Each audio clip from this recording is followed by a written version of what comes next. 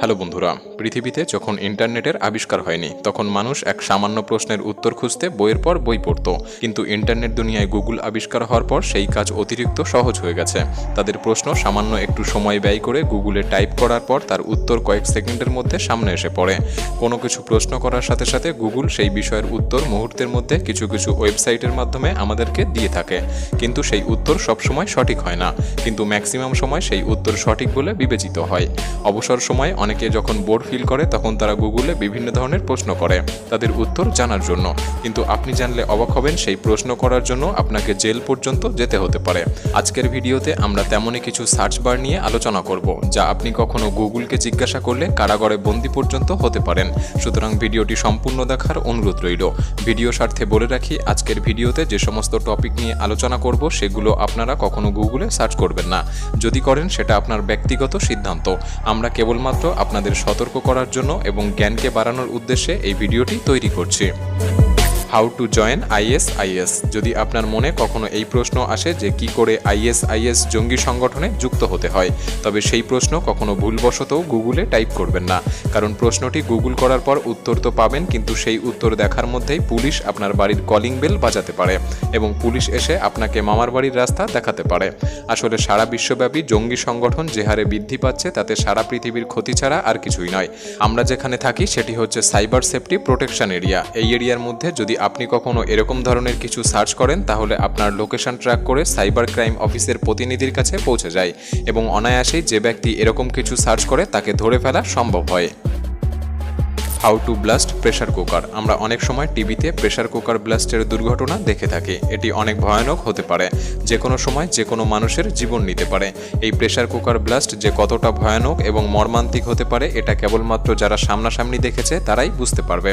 এটি সহজেই সামান্য কিছু হোমমেড পদ্ধতির মাধ্যমে ব্লাস্ট করা যেতে পারে।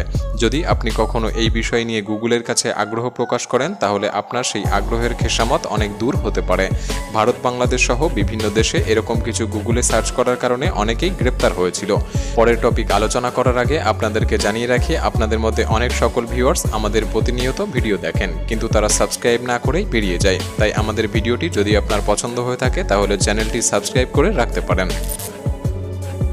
Higher hitman. মনে করুন আপনার কখনো কারো উপর বিশালভাবে আক্রোশ জন্মেছে, তাকে মার্ডার করার পরিকল্পনা করছেন আর একজন ভাড়াটে গুন্ডা খুঁজে বেড়াচ্ছেন। তবে আপনি সেই হিটম্যান হায়ার করার জন্য গুগলের কাছে কোনো রকম প্রশ্ন করলে আপনার নাম সাইবার ক্রাইম অফিসের ক্রাইম ওয়াচ লিস্টে উঠে যাবে। তবে আপনি বলতে পারেন এই বিষয়ে ডার্ক ওয়েবে প্রশ্ন করব।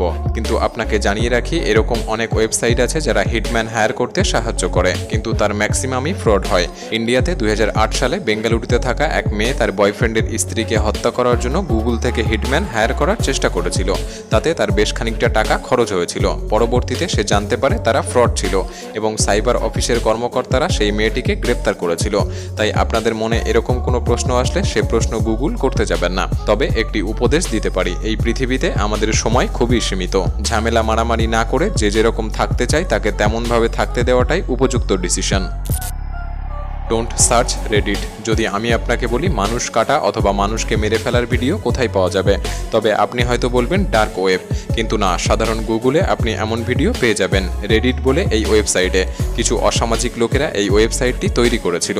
যখন এই বিষয়ে ওয়েবসাইটের কর্মকর্তাদের কাছে জিজ্ঞাসা করা হয় তারা বলতো জীবনের মূল্য বোঝানোর জন্য তারা এই ওয়েবসাইটটি তৈরি করেছেন। এই বিষয়ে আপনি কি মনে করেন? যাই হোক, যেহেতু এটি একটি ইললিগ্যাল ওয়েবসাইট, এখানে প্রবেশ না করাই ভালো। যদি আপনি জেদের বসেও প্রবেশ করে তবে দয়া করে ভিডিওগুলি দেখবেন না, কারণ এই ভিডিও দেখার মতো কলিজাই দম অনেক কম মানুষেরই রয়েছে।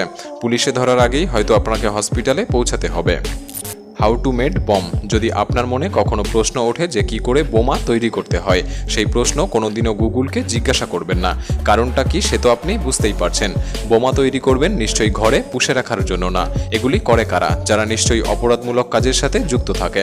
ভারত, বাংলাদেশ সহ বিভিন্ন দেশের সাধারণ মানুষেরা যদি কখনো এটি সার্চ করে আর যদি আপনার আশেপাশে কোনোদিন বোমা বিস্ফোরণ ঘটে তাহলে তদন্তের কুল কিনারা করতে সেখানকার সাইবার ক্রাইম অফিসার আপনি দোষ না করলেও আপনার বাড়িতে জিজ্ঞাসাবাদের জন্য আসতে পারে। তাদের সেই অধিকার রয়েছে। তাই বিনা পয়সায় জেলের হাওয়া না খেতে চাইলে এটি কখনো সার্চ করবেন না। Save password and information. আপনাদের মধ্যে অনেকেই নিজেদের নাম, ইমেল আইডি, পাসওয়ার্ড, নিজেদের অ্যাড্রেস গুগলে লিখে রাখেন।